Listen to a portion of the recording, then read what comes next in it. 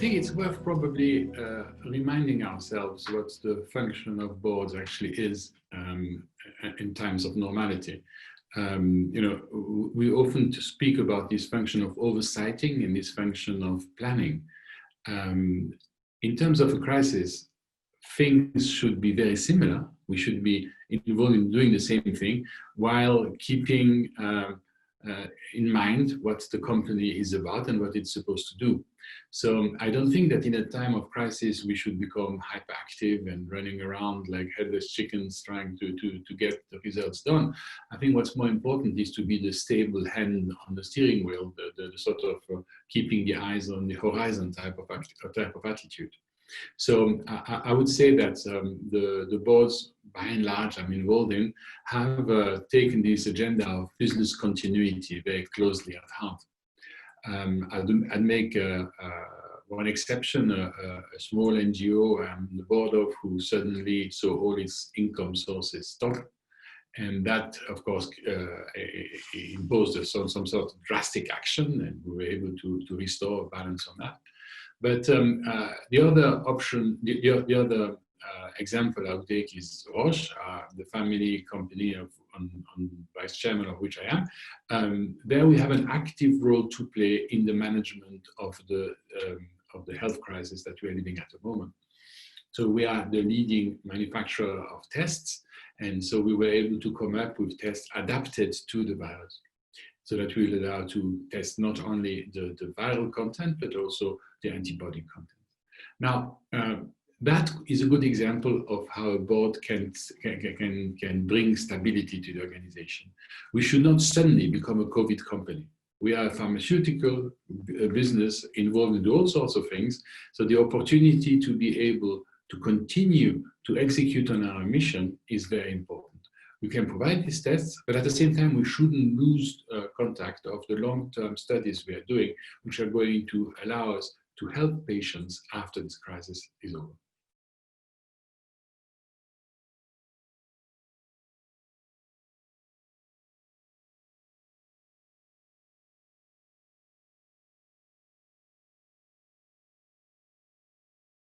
I'm not a great believer that it is appropriate to change your business model in front of a crisis. Of course, you have to be opportunistic. If there are ways in which you can participate to the solution, then you should do that.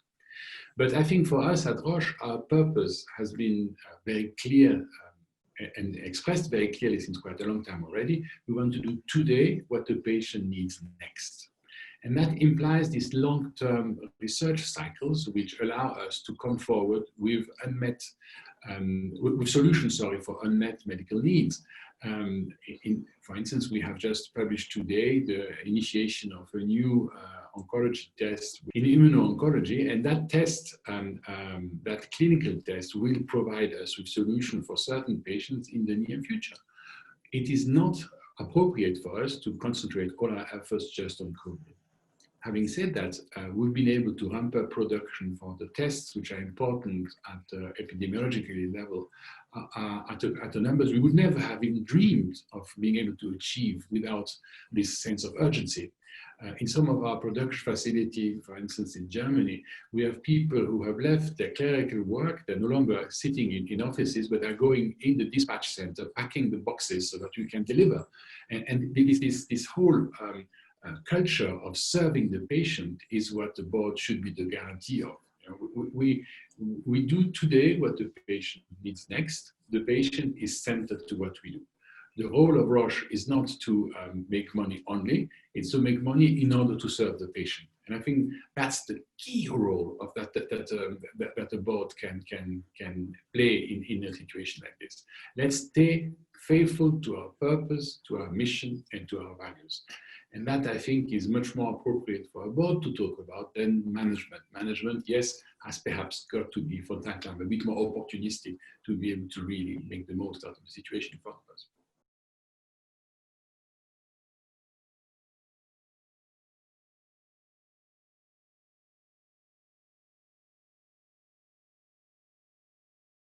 That's of course the billion-dollar question. You know, Yeah. we do have this moment. We have this COVID moment. We have this crisis. We have this development. How are we going to go back to a normality, to a sort of post-COVID action? For me, what is absolutely clear is that we cannot pretend that this has not happened. We have demonstrated in real time the fragility of our system, the fragility of our way of working.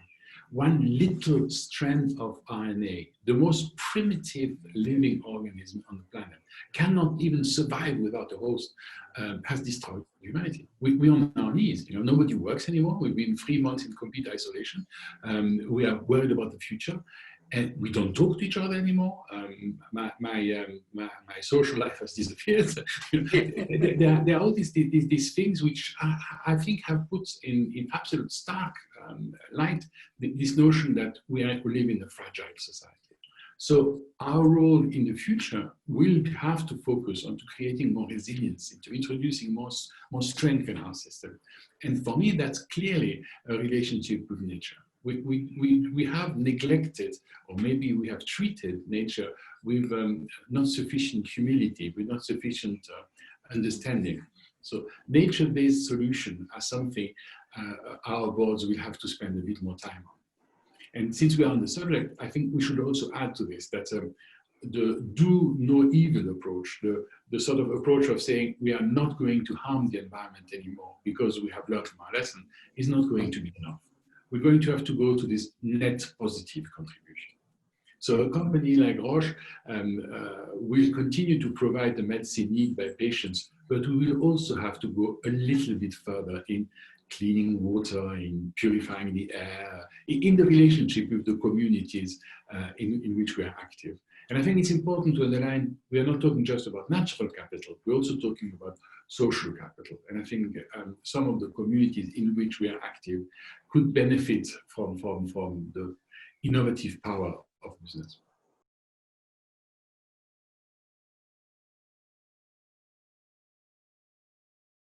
Our world was not in order 3 months ago.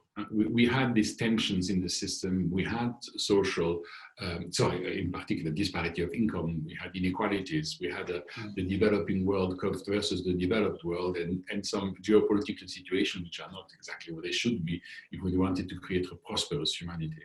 So all these things are still there, and they've been accelerated because we have an absolute perfect example of how a system can collapse if the weakest link is no longer functioning. So in order to get out of this, we're going to need international cooperation. We're going to need solidarity, humility. You mentioned it before, and I completely agree. We're going to have to use values which, for the moment, we have not really used very much. The way we've chosen, and it's a norm, it's something we choose ourselves, the way we chose to measure success is for economical performance. Companies are successful if the share price goes up and if they're able to pay bigger dividends. The idea of contributing to society has to, for businesses in particular, has to go with this balance of effort and reward. I mean, we cannot just focus all our decisions on short-term profit maximization. I have an MBA. I did that MBA in one of the leading schools in Europe. I was taught that short-term profit maximization, the Milton Friedman doctrine, the business of business, is the only way forward. Now, that's blatantly not true, and this crisis demonstrates it. So the idea of going back to a business as normal and start going and again asking our teams to constantly push on the sales line without consideration for the long term, it will be very difficult to do this, and it would be inappropriate. So I expect that the sustainability, and I mean sustainability not in the sense of, you know, we have to be nice to nature, sustainability in the sense of a system which allows us to create a balance of efforts in social and environmental terms. That sustainability agenda will have to be at the center of what we do. I mean, again, preaching my own book, at Roche, we have been putting this at the beginning of the process since quite a long time. We've been among the leaders of pharmaceutical businesses according to the Dow Jones Sustainability Index. We've been actually actively managing our sustainability criteria. We can go further, and I think we will. This idea that businesses are there just because they have to make money, and that it is, we measure the performance of a company by financial return, and this financial returns gets redistributed to society through salaries, taxes, and dividends, among other. And then society gets this income to sort of correct the damages done during the value creation process by companies. I think that system is flawed, and my parting comment usually is this notion of saying it is not how you spend the money that matter, it's how you make it. Because if you create a sustainable source of income within the company, you don't need to go back and repair the damage done. You just need to include the costs of nature and social systems much earlier on in the profit motive. The current crisis is a crisis of leadership. People have not taken the right decision in the right sequence to be able to avoid the mess in which we are. An epidemic was absolutely predictable. We knew that it was going to happen at some stage. The question was when. Yeah? And yet, civil systems have not been able to buy enough masks for hospitals, as an example. We were caught unaware for something that was utterly predictable. And I'm saying it again, the reason why it's happened is because we're putting the emphasis on the wrong part of the equation. If we really want to be sustainable leaders, we're going to have to take a more holistic approach. We do need to take this governance issue more seriously.